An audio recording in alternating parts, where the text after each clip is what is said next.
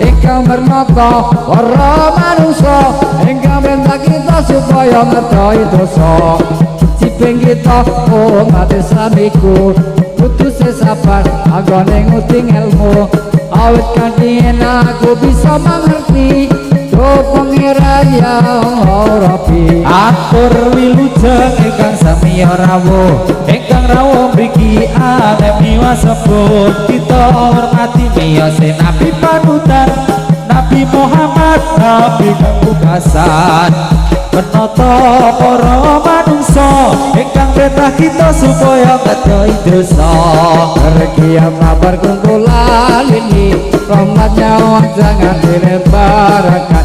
syukurlah dalam kesucian Quran hadis menjadi pedoman tegaklah berdirimu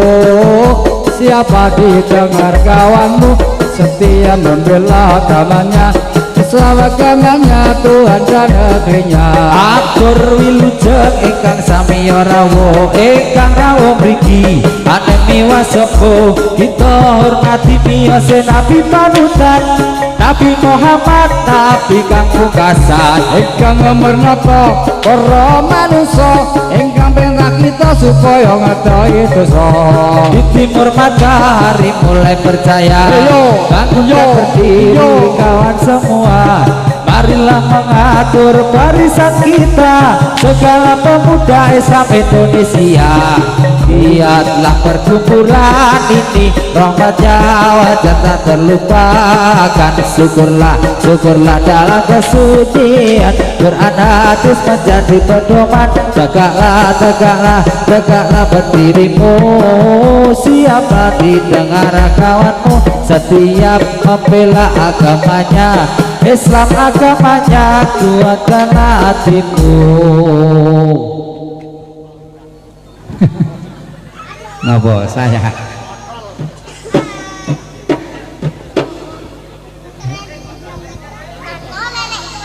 tinggi gunung kampung Melayu sarung melingkar di pinggir kali mendung tudungan sarung nyaikal benang nyaikal sarungnya putus kudu sapa sing ganti kaweruana pemuda Jawi nama Islami agami Islam sudah terang asal dawuhe dari pangeran ngelmu iku ayu kaya widodari urip mulya moyo kaya nakaswari yen den catur brantane ramari-mari yen den turut munggah swarga buka kori do elinga wong urip iku sedhela aja susah aja kaen poso yen ra poso akhire bakal nelongso sebab urip ninggal poso apa donya Allahumma barik lana fi rajaba wa safana wa salina ramadana kambati iku limo ing warnane ingkang ngedil maca Quran eling manane kabeh pindho salat wengi lakonono kaping 5 wong kang saleh kumpulono ilmu iku ayu kaya widodari urip mulya mulya kaya naswari yen ben catur brantane ra mari mari enten turut munggah swarga muka kori do elingo wong urip iku sedelo aja wegah aja sincane kon poso yen ora poso iku akhire nelongso sebab urip ninggal poso pokonya Allahumma binasiratul mustaqim siratal anbiya'i wal mursalin.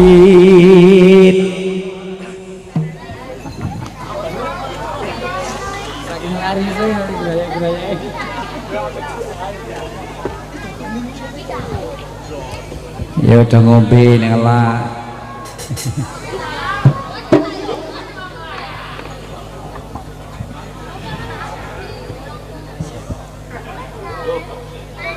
Kuningan ya dek diputung-putung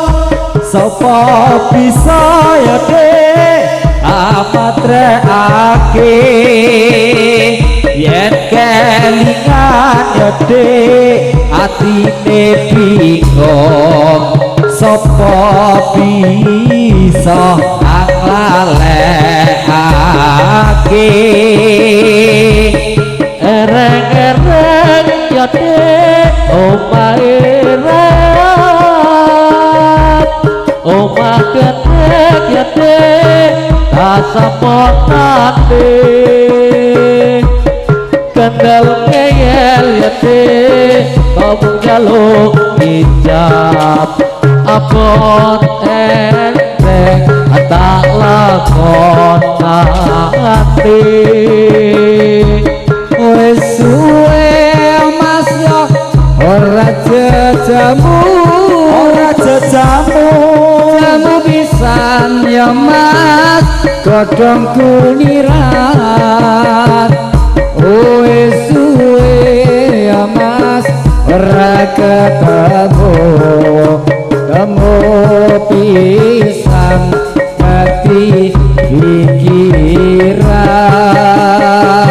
ijo-ijo ya dek aja diundui sing abang ya dek pirang-pirang wis duwe bojo adek aja diganggoni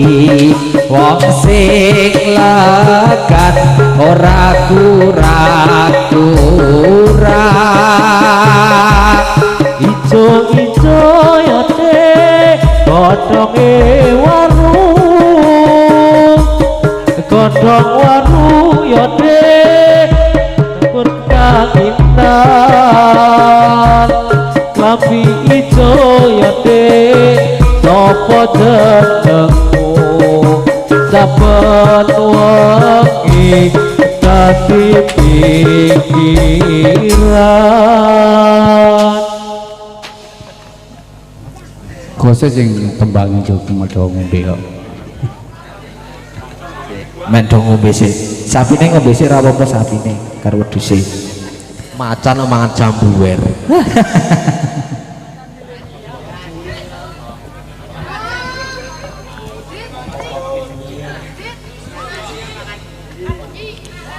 Sing nyediani pinter mong rabian pitik macane diet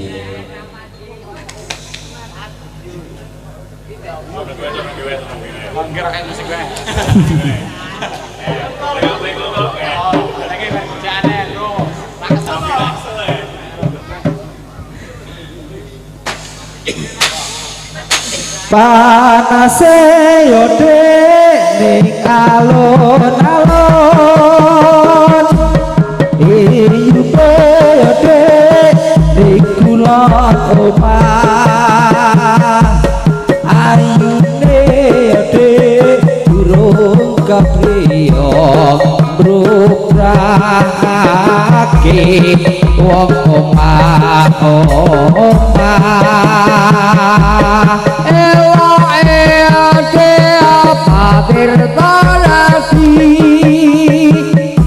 duit ringgit ya mas gambare nyonya eloke bocah saiki gedhe sithik ora sapa omah borong budur ya dek iku candine Magelang ya dek kabupatene Lebu budur ya dek iku senenge numpak sepur padha penake tombo ati ya masih kulimo unane kangien maca Quran eling manane kaping pindho salat wengi lakonono kaping telu pikir wengi megang suwe kaping papat gede ro ikat kaping lima kang soleh kukulono salah siji iku sira kudu lakoni insyaallah Gusti Pangeran ijabahi ngelingono jaman iki saya tuwa ora ana ning donya kang sempurna kabeh mau bakal kisir oasirno kabeh bali nengarsane kang kuwasa kesel burung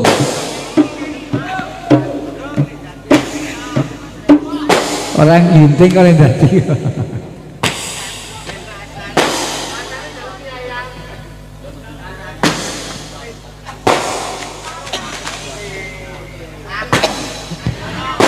Ini negeri namanya Jawi, kalau agami nama Islami, agami Islam sudahlah terang, asal dawuhe dari pangeran.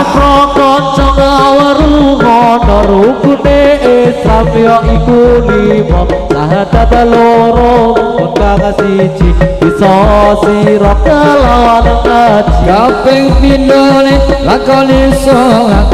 pengalune bayar zakat bebas poso wulan Ramadan kaping 5 haji lamun tuwa wawasan ayo prakanca ngaweruhono rukune Islam ya iku lima, syahadat loro rukun kang siji bisa sira kelawan ngaji. Pindho ning lakoni salat kaping 3 bayar zakat kaping 4 poso wulan Ramadan kaping 5 haji lamun puasa. ayo para kanca enggal padha angupaya kanggo milane agama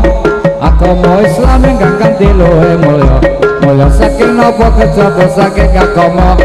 di timur matahari mulai bercahaya bangunan berdiri kawan semua marilah mengatur barisan kita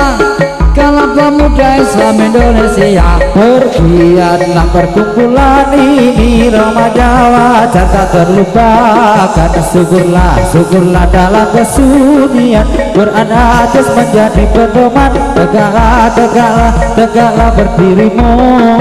Siapa didengar kawanmu, setia membela agamanya, Islam agamanya, Tuhan dan hatimu. Aduh Tuhan Allah minta ampun kali ini, Tuhan Allah minta ampun kali ini. Bersama-sama saudara kami, bersama-sama saudara kami, astagfirullahaladzim,